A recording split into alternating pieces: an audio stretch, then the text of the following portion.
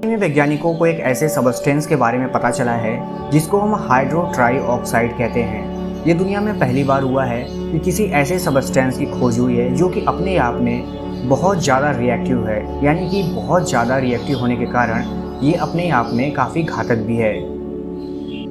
अगर हम hydro try oxide की बात कर रहे हैं तो आपको ये बात जान लेना चाहिए कि इस तरह के जो केमिकल्स होते हैं वो काफ़ी हाई एक्सट्रीमली रिएक्टिव होते हैं, यानी कि इस तरह के जो केमिकल होते हैं उनमें बहुत ज़्यादा ऑक्सीडाइजिंग केमिकल्स पाए जाते हैं और इनकी यही प्रॉपर्टीज़ हम इंसानों समेत क्लाइमेट को भी नुकसान पहुंचाती है, जो कि हमारे लिए काफ़ी घातक साबित हो सकता है। ये कि हम इस तरह के किसी भी केमिकल के बारे में पहली बार जान रहे हैं। हम इससे पहले भी हाइड्रोजन पेरोक्साइड के बारे में जानते हैं, जो कि हमारे आसपास बड़े आसानी से देखने को मिलता है। ये भी एक तरह का रिएक्टिव और हाईली ज्वलनशील पदार्थ है जो कि हमारे ही आसपास हमारे एटमॉस्फेयर में पाया जाता है। हालांकि हम इसके बहुत सारे यूज़ करते हैं, जैसे कि दांतों की सफाई में या अपने बालों के ट्रीटमेंट में, यहाँ तक कि घावों की सफाई में भी इसका यूज़ किया जाता है। और सबसे बड़ी बात, रॉकेट में भी इसके लिए फ्यूल की तरह यूज़ किया जाता है। लेकिन अच्छी बात यह है कि हाइड्रोजन पेरोक्साइड हमारे एटमॉस्फेयर में अपने आप ही बनता है और हमारे चारों तरफ आसानी से पाया जाता है, जबकि ट्राई ऑक्साइड के केस में ऐसा नहीं है। एक लंबे समय तक ऐसा अनुमान लगाया जाता था कि ट्राई ऑक्साइड हमारे एटमॉस्फेयर में पाए जाते होंगे बिल्कुल वैसे ही जैसे कि हाइड्रोजन पेरोक्साइड पाए जाते हैं। दोनों में अंतर बस इतना है कि ट्राई ऑक्साइड ऑक्सीजन के 3 एटम से मिलकर बने होते हैं, जबकि हाइड्रोजन पेरोक्साइड ऑक्सीजन के सिर्फ 2 एटम से मिलकर बने होते हैं। लेकिन दोनों की पावर और क्षमता में काफ़ी अंतर है और इसका असर भी हम इंसानों पर बिल्कुल अलग तरीके से पड़ता है।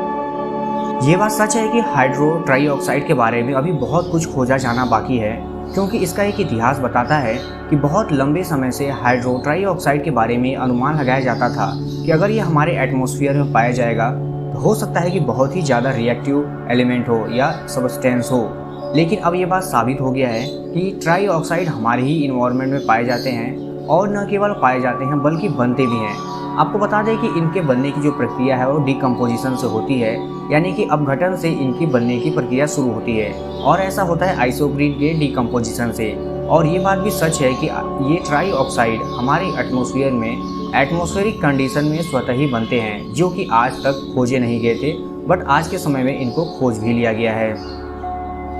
जैसा कि आपको पता होगा कि ट्राई ऑक्साइड अपने आप में काफ़ी यूनिक होते हैं और इनको पहली बार खोजा गया, इसलिए ये बात साबित होता है कि इनके बारे में अभी बहुत कुछ जानना बाकी है। वैज्ञानिकों का कहना यह है कि इसके बारे में अभी स्टडी की और ज़्यादा ज़रूरत है और जैसे जैसे इसके बारे में और स्टडी की जाएगी ये बात साबित हो जाएगा कि आने वाले समय में ट्राई ऑक्साइड हमारे लिए फ़ायदेमंद होंगे या नुकसानदायक, और अगर नुकसानदायक होंगे तो इनका हमारे ऊपर और साथ ही साथ हमारे एटमॉस्फेयर और क्लाइमेट पर क्या असर पड़ेगा ये भी जानने वाली बात होगी। उम्मीद है ट्राई ऑक्साइड हमारे लिए अच्छी बात हो, क्योंकि ट्राई ऑक्साइड के खोज से बहुत सारे ऐसे राज हैं जो रसायन विज्ञान के क्षेत्र में आने वाले हैं और हमें देखने को मिलेंगे और हो सकता है कि उनसे हम मानवों को काफ़ी हद तक फ़ायदा हो।